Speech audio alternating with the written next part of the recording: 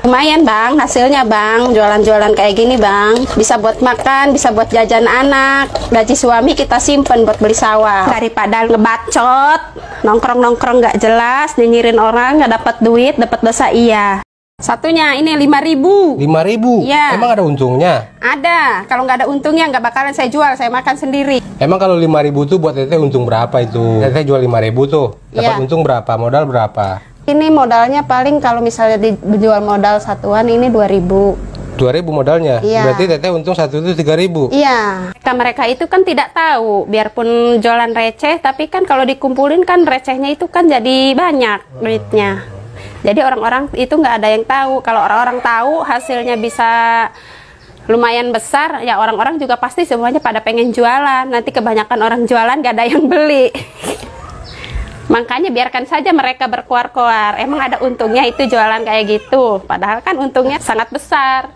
Lumayan lah daripada lu manyun di rumah nggak ngasilin duit, mendingan gue. Justru karena omongan orang, saya nyinyirin orang malah bikin menginspirasi, bikin saya semangat. Tambah semangat lagi untuk mencari cuan. Yang penting tidak merugikan orang, ya kan? Daripada ngebacot, nongkrong-nongkrong nggak jelas, nyinyirin orang, nggak dapat duit, dapat dosa iya. Mendingan saya tinggal di rumah, diam di rumah tapi bisa ngasilin duit. Iya, sambil duduk duit ngalir sendiri ya teh? Iya. Ini luar biasa ini. Lumayan bang, hasilnya bang, jualan-jualan kayak gini bang.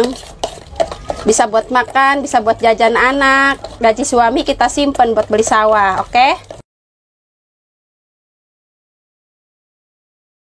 Makanya saya jualan ini cepat kaya. Kita harus pinter. Jadi pedagang itu harus licik. Kalau nggak licik nggak untung. 1 minggu saya bisa beli mobil Pajero, bukan Pajore ya. Nyari untung lah, ngapain kalau nggak untung dagang mendingan tidur. Di mana-mana kalau jadi pedagang itu harus licik. Tapi liciknya nggak boleh curang. Harus dicontoh buat emak-emak yang ada di luaran sana. Ini trik licik saya begini ya. Pokoknya punya istri kayak saya tuh beruntung ya. Beruntung banget ya. Pokoknya anugerah ya, bukan musibah.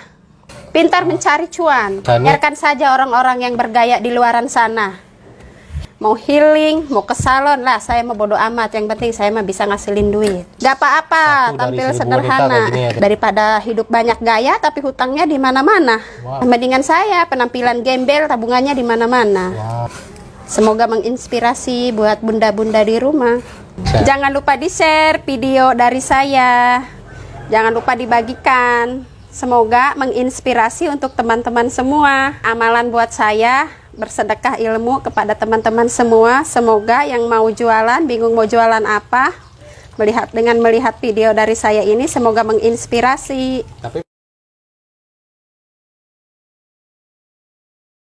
Saya kan dulunya mikir gimana caranya bisa ngasilin duit tapi tanpa harus ninggalin anak-anak. Ya begini jalannya bikin usaha di rumah.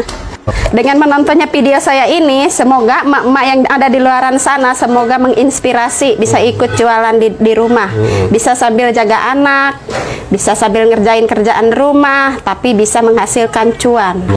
Iya, awalnya saya kan lihat-lihat di YouTube tentang makanan, tentang jajanan, terus saya memodifikasi lagi, terus saya kasih resep rahasia biar orang nggak tahu, biar rasanya lebih enak. Lumayan bang, hasilnya bang, jualan-jualan kayak gini bang. Bisa buat makan, bisa buat jajan anak. Gaji suami kita simpen buat beli sawah, oke? Oke. Ya, manusia itu kan nggak ada puasnya. Kalau manusianya yang bisa bersyukur ya, biarpun duitnya seberapapun itu pasti merasa cukup. Ya mungkin saya termasuk orang-orang yang serakah. Saya ini kan orangnya gila duit, duit. Jadi orang-orang itu nggak ada yang tahu. Kalau orang-orang tahu hasilnya lumayan besar, ya orang-orang juga pasti semuanya pada pengen jual.